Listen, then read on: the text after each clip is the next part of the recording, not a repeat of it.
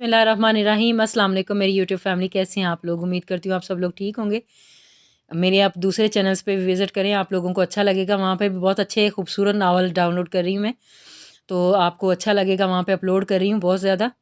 तो आप मैं लिंक दे दूँगी डिस्क्रिप्शन में, आप लोग डिस्क्रिप्शन से लिंक ले सकते हैं, ठीक है? Thank you.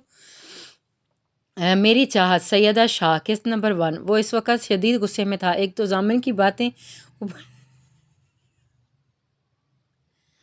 ऊपर से डैड से किए गए वादे ने इसका दिमाग ख़राब कर रखा था और वो इस वक्त शदीद तैश में था।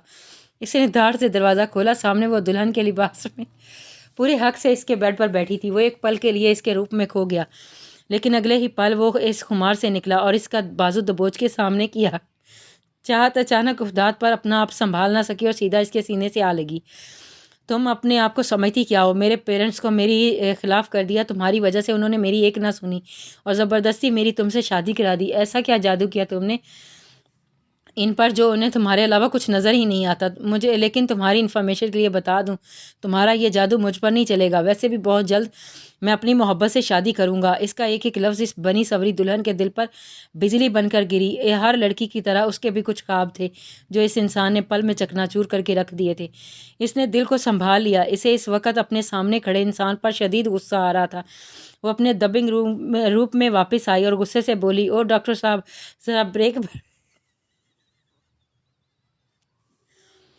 ज़रा ब्रेक पर पाँव रखो। आते ही शुरू हो गए। वैसे तुम्हें डॉक्टर किसने बनाया?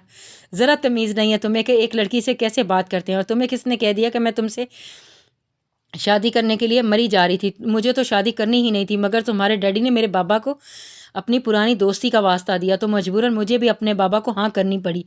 और आइंदा से मुझसे तमीज़ से बात करना, वरना इसे देख रहे हो ना, इस मोबाइल की तरफ इशारा किया। इसे मोबाइल कहते हैं। तुम्हारी वीडियो बनाकर सोशल मीडिया पर अपलोड कर दूंगी और मजलूमियत का ऐसा ड्रामा करूंगी ना कि तुम मुझ पर बहुत जुल्म करते हो। वो मुंह खोले इसकी धमकी सुन रहा था। वो गुस्से से लाल हो रही थी और इसे बहुत ही क्यूट लग रही थी। वो तो सोच रहा था कि कोई शरीफ और शर्मीली सी लड़की होगी, जैसा इसे बताया गया था। इससे तो लग रहा था वो इसे पर रोब झाड़ेगा तो वो इससे डर जाएगी, लेकिन वो तो पटाखा निकली। वो सदमे से इसके तेवर देख रहा था। मुझे कमज़ोर समझने की कोशिश मत करना। मैं वक़्त आने पर पुलिस को भी मदद ले सकती हूँ और तुम पर डोमेस्टिक वायलेंस का केस भी कर सकती हूँ। और जहाँ तक बात तुम्हारी दूसरी शादी की है, तो अपनी होने वाली बीवी को मेरे साथ शॉपिंग पर भेजना। मैं इसकी शॉपिंग में हेल्प करवा दूँगी। आफ्टर ऑल मुझे एक शादी का एक्सपीरियंस है। जो है वो मासूमियत से आंखें पटपटा कर बोली, तो वो तो गश खाने को था। लाहौर पाकिस्तान। ओ फला, एक तो ये लड़की कभी सुधर नहीं सकती। आफिया बेगम बड़बड़ाती हुई अपने घर के गेट से झांक रही थी। अपनी शैतान बेटी को देख रही थी जो बड़े मज़े से गली के बच्चों के साथ क्रिकेट खेल रही थी। चाहत फ़ौरन घर आओ, जब देखो बच्चों के साथ खेलती रहती हो। आफिया बेगम ने गुस्से से चाहत को मुखातिब किया, लो आ गया हुक्म, अब मुझे इसकी तकमील करना होगी, वरना पूरे मोहल्ले के सामने मेरी इज़्ज़त अफजाई पक्की। चाहत मुंह बना के बड़बड़ाई। कुछ कहा अपने आप ही। मोहल्ले का एक बच्चा अली जो चाहत के साथ ही खड़ा था, इसकी बड़बड़ाहट सुन के पूछने लगा, नहीं कुछ नहीं। चाहत कड़वा सा मुंह बना के बस इतना ही कह सकी, बेगम इतना गुस्सा मत कीजिए, अभी बच्ची है, वक़्त के साथ समझ जाएगी। अदरीस साहब ने अपनी बेगम को अंदर आते देखा तो इनसे मुखातिब हुए, हाँ होगी है चाहत, और आपको अभी भी बच्ची लग रही है। आप सब आपकी वजह से हुआ है। आपके लाड प्यार ने ही इसे बगाड़ा के रख दिया है। इसे हर वक्त खेल कूद या लड़ाई झगड़े, कल ही साथ वाले असलम साहब के बेटे को मार के आई थी।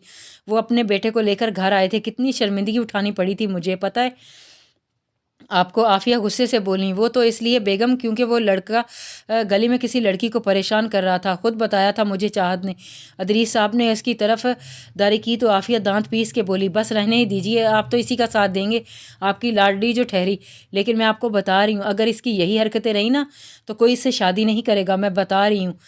ओहो अम्मी, आप मेरी तकदीर में जो लिखा होगा ना वो मुझे मेरी तमाम तर आदात के साथ कबूल करेगा, लेकिन क्योंकि तकदीर का लिखा मिलकर रहता है, सो जस्ट चिल।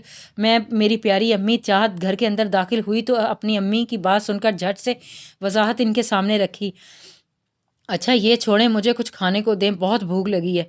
चाहत बात को टालने की कोशिश कर रही थी। अदरीस साहब मुस्कुराकर अपनी बीवी और बेटी को देख रहे थे, जो कि इनकी कुल कायनात थी। अदरीस साहब गांव के रहने वाले थे, लेकिन انہیں روزگار کی وجہ سے لاہور آنا پڑا۔ وہ ایک سرکاری دفتر میں کام کرتے تھے۔ ان کی شادی ان کی کزن عافیہ سے ہوئی تھی، جو کہ ایک بہت ہی ملنسار سلیقہ مند خاتون تھی۔ اپنے ساس سسر کے انتقال کے بعد عافیہ پرماننٹ ادریس صاحب کے ساتھ لاہور شفٹ ہو گئیں۔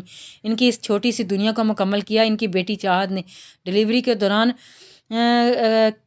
کچھ کمپلیکیشن کی وجہ سے عافیہ بیگم کو کوئی اور اولاد نہیں ہو سکی، اس لیے انہوں نے چاہت کو بہت لاڈ سے پالا، خاص کر ادریس صاحب کی تو جان بستی تھی چاہت میں۔ چاہت NCA میں آرکیٹیکچر کی اسٹوڈنٹ تھی اور اس کا خواب تھا کہ دنیا کی بہترین آرکیٹیکچرز میں سے ایک بننا۔ چاہت اونچے قد والی، لمبی گندمی اور سفید مکس رنگت اور دلکش نین نقوش کی حامل لڑکی تھی۔ اس کی آنکھیں ہلکی بھوری تھی، کرلی بال جو اس کی کمر تک آتے تھے۔ مزاج کی بات کی جائے تو چاہت ایک شوخ اور چنچل اور دبنگ طبیعت کی مالک تھی، لیکن اسے جب غصہ آتا تھا تو وہ بہت کیوٹ لگتی تھی۔ اپنے ماں باپ کی اکلوتی اور لاڈلی بیٹی کا تقدیر کچھ امتحان لینے والی تھی۔ جاری ہے